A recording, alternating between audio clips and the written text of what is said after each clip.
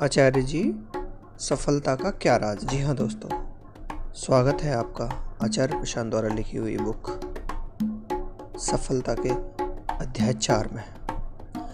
प्रश्नकर्ता प्रश्न पूछते हैं, आचार्य जी आपकी सफलता के पीछे क्या राज है।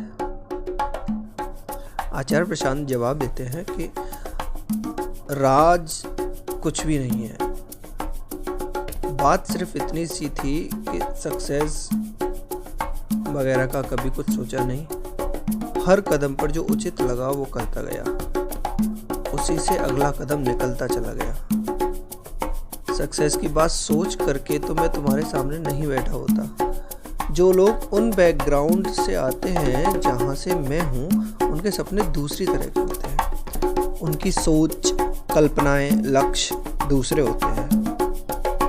वो कहते हैं कि अगर मेरा 10 साल का कॉर्पोरेट एक्सपीरियंस हो जाए तो मुझे न्यूयॉर्क में किसी इन्वेस्टमेंट बैंक में बिल्कुल टॉप पोजीशन पर होना चाहिए। सोच ये नहीं होगी कि मैं कानपुर में होऊंगा और तुमसे बात कर रहा हूँगा। सक्सेस की सोचता तो मैं तुम्हारे सामने नहीं बैठा होता। जीवन ऐसा नहीं बीता है कि उसमें बहुत योजना बनाकर काम किया गया। एक एक कदम रखे और हर कदम पर, जैसा मैंने कहा, जो उचित लगा उसी से अगला कदम निकलता चला गया।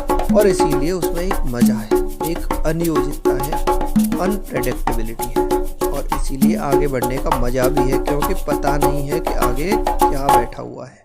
अगर पहले से ही पता होता कि कल क्या होने जा रहा है तो फिर जीने में भी क्या मजा आ रहा होता। और ये पक्का है कि जो भी करता था ईमानदारी से करता था। जो भी मेरी स्थिति होती थी, मुझे पता होता था कि ये मेरी स्थिति है। अपने आप से झूठ कभी नहीं बोला। अगर मुझे दिख रहा होता था कि कोई काम मुझे ज़बरदस्ती करना पड़ रहा है तो मैं स्वीकार किया कि हाँ, ज़बरदस्ती कर रहा हूँ। ये नहीं कहा अपने आप से कि नहीं इसलिए कर रहा हूँ क्योंकि मन है। तो अपनी जैसी भी स्थिति थी, अच्छी बुरी, मन मुताबिक, मन विरुद्ध, उसको जानता रहा। समझ रहे हो ना। ये नहीं भूला कि मुझे ये काम ठीक लग रहा है कि नहीं। विपरीत परिस्थितियों में भी विपरीत परिस्थितियाँ भी रही हैं। ऐसे भी दिन रहे जब ऐसे काम करे जिसमें कोई मन था नहीं अपना, पर तब भी इस बात की स्मृति लगातार बनी रही कि ये ज़बरदस्ती ही हो रही है और इसको बहुत दिन तक चलना नहीं है। भीड़ में खो नहीं गया, अपने आप से झूठ नहीं बोल दिया, बस वैसे ही है। चलते चलते यहाँ तक पहुँच गए हैं, इसमें और कोई बड़ा राज नहीं है। तो और तुम एक बात पूछना चाहोगे कि एक बात क्या रही? जो एक बात ये रही कि अपने प्रति ईमानदार रहो। अपने प्रति ईमानदार रहो, साफ साफ तुम्हें पता रहे कि अभी क्या बात है, और उस ईमानदारी से अगला कदम अपने आप निकल आएगा। आदमी जब अपने आप से झूठ बोलना शुरू कर देता है, जब खुद ही तय कर लेता है कि अपने आप को धोखे में रखना है, तब फिर कोई इलाज संभव नहीं हो पाता। कोई बाहर वाला आपको धोखा दे रहा हो, आप चेत सकते हो, पर जब खुद ही धोखा दिया जा रहा हो, सेल्फ डिसेप्शन चल रहा हो, तब बड़ी मुश्किल हो जाती है। वो मत करना। जीवन को साफ साफ देखते रहो और तुम्हें स्पष्ट पता रहे कि ये बात है, अपनी नज़र से पता रहे। प्रश्नकर्ता प्रश्न पूछते हैं कि सर, फ्रस्ट्रेशन क्यों होता है? कुछ विशेष नहीं है फ्रस्ट्रेशन कई वजहों से आ सकती है, उसके साथ जीना पड़ता है। क्या नाम है? पवन शुक्ला। पवन ने पूछा है कि फ्रस्ट्रेशन से बाहर निकलने के लिए क्या करना चाहिए। पवन, जब तक जीवन है तब तक फ्रस्ट्रेशन की स्थिति आने की संभावना बनी ही रहेगी। जीवन है तो उम्मीद करोगे, इच्छा करोगे, और जब भी वो पूरी नहीं होंगी तो उनके पूरे न होने का नाम ही फ्रस्ट्रेशन है। समझ रहे हो ना। तुम उसमें विशेष कुछ नहीं कर सकते इसके सिवा कि उस फ्रस्ट्रेशन से इनकार ना करो। हम में से ज़्यादातर लोग फ्रस्ट्रेशन को बहुत बुरी चीज़ समझते हैं। देखो ना, तुमने सवाल भी क्या किया है कि फ्रस्ट्रेशन से मुक्ति कैसे पाएं। अब मुक्ति तो बीमारी से ही पाई जाती है। तुमने पहले ही घोषणा कर दिया कि फ्रस्ट्रेशन एक बीमारी है। फ्रस्ट्रेशन बीमारी नहीं है, फ्रस्ट्रेशन मन का सत्य है। जब तक मन है तब तक उसमें कहीं ना कहीं एक बेचैनी बनी ही रहेगी, एक फ्रस्ट्रेशन बनी ही रहेगी। उसको अगर तुमने अपराध घोषित कर दिया या बीमारी घोषित कर दिया तो तुमने अपने आप को हमेशा के लिए अपराधी और बीमार घोषित कर दिया। क्या करें जब फ्रस्ट्रेशन उठे? कुछ ना करें, बस स्वीकार करें कि मैं फ्रस्ट्रेटेड हूँ और हंसें। खुद ही बोल दिया पवन आपने कि पवन, आज तो तू बहुत डिप्रेस्ड है बेटा, बिल्कुल खींचा हुआ है या दुखी है या उबा हुआ है या बोरियत में है। तुम्हें उसको साफ साफ स्वीकार करना होगा। पर ये लेबल नहीं चिपकाना है कि फ्रस्ट्रेशन का मतलब है कुछ गड़बड़ हो गई है। फ्रस्ट्रेशन तो रहेगी ही, ठीक वैसे ही जैसे कि जब तक शरीर है तब तक बीमारी है, और जब तक शरीर है तब तक मृत्यु भी है। मानते हो कि नहीं? मन की एक अवस्था है फ्रस्ट्रेशन। मन फ्रस्ट्रेटेड होता है, उसे होने दो, तुम मत रहना। मन फ्रस्ट्रेटेड है, मन को रहने दो फ्रस्ट्रेटेड। तुम उसे देखो और स्वीकार करो कि हाँ, मन अभी फ्रस्ट्रेटेड है, व्यग्र है, चिंतित है, चिड़चिड़ा रहा है। मन अभी चिड़चिड़ा रहा है तो अब तो कुछ नहीं कर सकते। याद रखना, फ्रस्ट्रेशन से लड़ने की, उसे भगाने की कोशिश की तो उसे और पुख्ता कर दोगे। मन से लड़ा नहीं जा सकता, मन को केवल समझा जा सकता है। बात समझ में आ रही है आचार्य? हम में से अधिकतर लोग फ्रस्ट्रेशन को कोई बहुत बुरी बात समझ करके उससे पिंड छुड़ाने की कोशिश करते रहते हैं। उसको बुरी बात समझना तो समझ में आता है क्योंकि वो बेचैनी देती है, कष्ट उठता है फ्रस्ट्रेशन के क्षण में। फ्रस्ट्रेशन कष्ट ही है, लेकिन जब कोई कहता है कि इससे पिंड छुड़ाना है तो वो बड़ी नासमझी की बात कर रहा है। कष्ट समझ में आता है, नासमझी नहीं समझ में आती। समझ रहे हो ना बात को? फ्रस्ट्रेशन रहेगी, तुम उससे दूर हो सकते हो। मेरे सामने ये पानी की बोतल रखी हुई है, ये बोतल रही आए फिर भी मैं इससे अपना संपर्क तो तोड़ सकता हूँ ना। ये रही फ्रस्ट्रेशन, ये मुझे प्रभावित तभी तक करेगी जब तक मैंने इसको पकड़ रखा है। उसको छोड़ देना मेरे हाथ में है, मैं इसे छोड़ सकता हूँ। छोड़ दो, दूर हो जाओ। इसका कत्ल करने की कोशिश मत करो, इसको बीमारी मत घोषित कर दो कि फ्रस्ट्रेशन बहुत बुरी चीज़ है फ्रस्ट्रेशन, ये दिमाग है, ये फ्रस्ट्रेटेड है। मैं इसको देख रहा हूँ, मैं जान रहा हूँ कि फ्रस्ट्रेटेड है। और जैसे ही तुम दिमाग से जरा सी एक दूरी बना करके उसको जानना शुरू करते हो, तुम पाते हो कि दिमाग अपने आप शांत होएगा। दिमाग शांत होना शुरू हो जाता है। दिक्कत इस बोतल में नहीं है, दिक्कत तब है जब मैं इसको पकड़ कर रख लूँ। इसे पकड़ो मत, इसे छोड़ दो, ये अपनी जगह है, इसको रहने दो। समझ रहे हो ना? पर तुम उसे छोड़ करके उसका होना स्वीकार नहीं कर पाओगे। जब तक तुमने ठान रखा है कि उसे लड़ना है, उसे ख़त्म कर देना है, उसे ख़त्म करने की मत सोचो। जैसा तुम्हारा मन है उसमें उसका उठना लाजमी है, उसे ख़त्म नहीं कर पाओगे। उसे ख़त्म करने का अर्थ होगा अपने मन को ख़त्म करना। वो बड़ी लंबी प्रक्रिया है, उससे मत उलझो अभी तो बस एक दूरी बनाओ। समझ रहे हो? राहुल आज बड़ा फ्रस्ट्रेटेड है। राहुल अपने आप से कह रहा है कि, या अपने दोस्त से बोल रहा है कि यार आज तो मेरी हालत पूछो ही मत, बहुत ख़राब है। और ये बात वो रोते हुए नहीं कह रहा, मुस्कुरा कर कह रहा है। मज़ा आएगा ना ऐसे ही जीने में? अपनी ही खराब हालत को मुस्कुरा कर बयान कर रहे हो, समझ रहे हो बात को? प्रश्नकर्ता, सक्सेस का पैमाना क्या होना चाहिए? क्या नाम है तुम्हारा? प्रश्नकर्ता, प्रथमेश। प्रथमेश ने पूछा सक्सेस का पैमाना क्या होना चाहिए? प्रथमेश, कोई पैमाना नहीं है, हर पैमाना बाहरी होता है। तुम अपनी ऊंचाई नापते हो ना किसी पैमाने पर, वो पैमाना तुमने बनाया है क्या?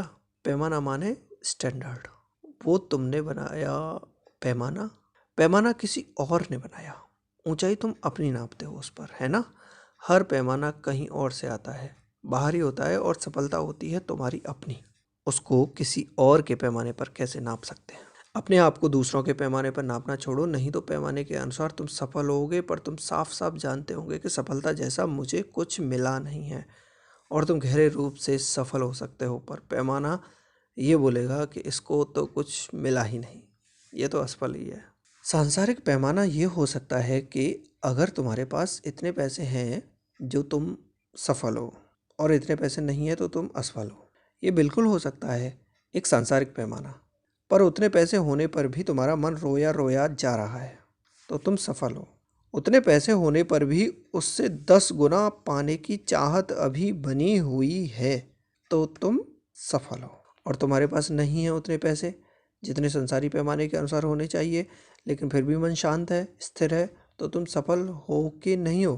किस पैमाने पर नापोगे अपने आप को? कोई पैमाना नहीं है, तुम्हारी अपनी समझ ही पैमाना है। अपनी दृष्टि के अनुसार अगर जीवन जीने का साहस दिखाया तो सफल हो, फिर किसी पैमाने की आवश्यकता नहीं, फिर किसी से प्रमाण पत्र नहीं मांगना पड़ेगा, फिर किसी से पूछना नहीं पड़ेगा कि तुम्हें क्या लगता है कि मैं सफल हूँ या नहीं हूँ। ऐसा सवाल ही नहीं उठेगा।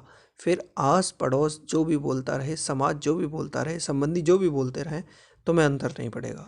वो कहते रहें कि अरे ये तो असफल ही रह गया जीवन में, तुम हंस दोगे। तुम कहोगे ठीक, जो आपको लगे सोचिए। मुझे अपना पता है, मुझे अपनी खबर है। बात समझ रहे हो ना? कोई पैमाना नहीं है। जो वास्तविक रूप से सफल आदमी है वो असल में सफलता के बारे में सोचता भी नहीं है।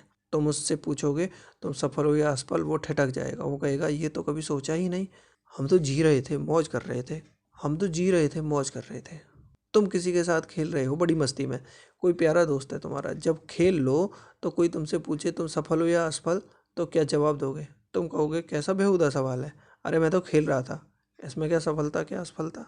यही असली जीवन है कि क्या सफलता क्या असफलता। हमने तो मज़े किए, हम यहाँ पर कुछ पाने थोड़े ही ना आए थे, कुछ इकट्ठा करना है, कोई अचीवमेंट है, कुछ असंकल्प है। कोई पैमाना नहीं है। किसी पैमाने पर अपने आप को मत नापो। तुम इतने बड़े हो कि किसी पैमाने में समाओगे नहीं। कोई पैमाना तुम्हें नहीं नाप सकता। ये सब बाहरी पैमाने हैं, ये ना समझ लोगों ने तैयार किए हैं और ये कह रहे हैं कि इस पैमाने के अनुसार पूरी दुनिया चले। ऐसा होता नहीं है। तुम्हारे ऊपर अब सब जिस दुनिया में हो वहाँ पर बहुत तरह के दबाव रहेंगे कि तुम ये करो तुम सफल माने जाओगे, ये करो तुम सफल माने गए, और ये सब तुम्हारे पास नहीं है तो तुम असफल हो। पर इन आवाज़ों को सुन मत लेना, और सुन भी लिया तो ध्यान मत देना। उनमें कुछ रखा नहीं है, ये बस तुमको भीड़ का एक हिस्सा बना देंगे। Another brick in the wall. जान रहे हो? साहसपूर्ण जीवन जियो। भाई जवान लोगों, पैमाने वगैरह छोड़ो, बेंचमार्क के पीछे भागना छोड़ो। बाहरी बातों में पैमाने हो सकते हैं। कोई तुम्हारा बुखार नाप सकता है एक थर्मामीटर लाकर, कोई तुम्हारी ऊंचाई नाप सकता है एक स्केल लाकर, पर तुमने जीवन कैसा जिया ये सिर्फ तुम जान सकते हो। ये बाहरी बात नहीं है, इसके लिए किसी एक पर निर्भर मत होना।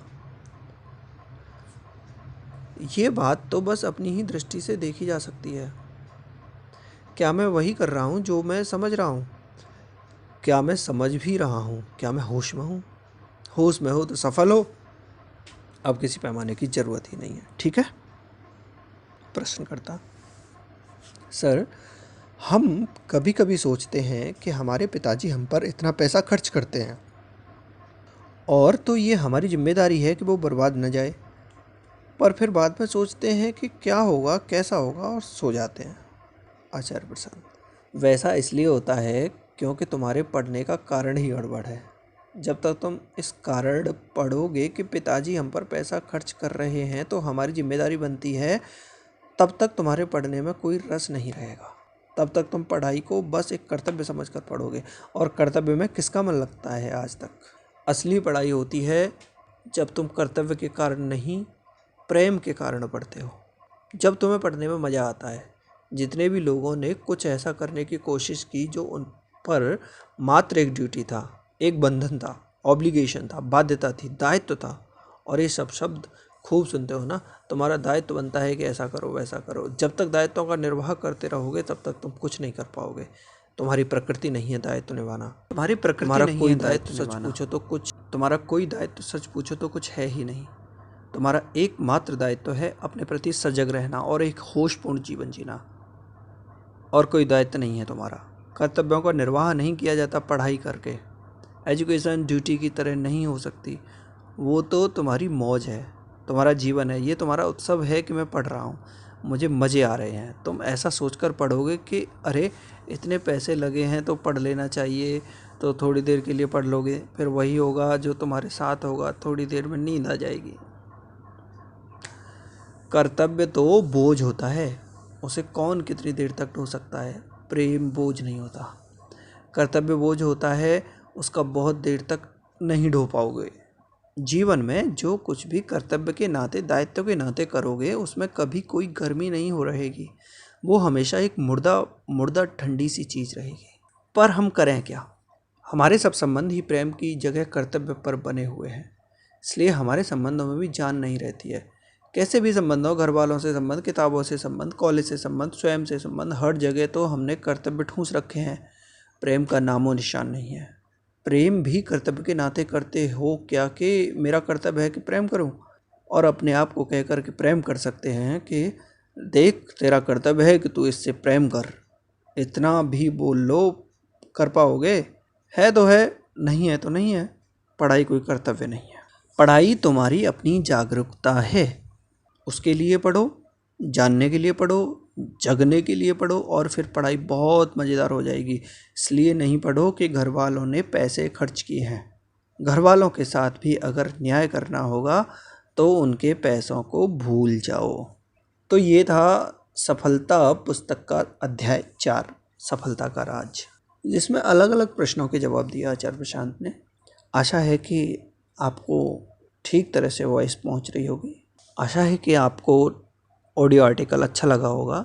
अगर आपको अच्छा लगा है तो लाइक ज़रूर करें।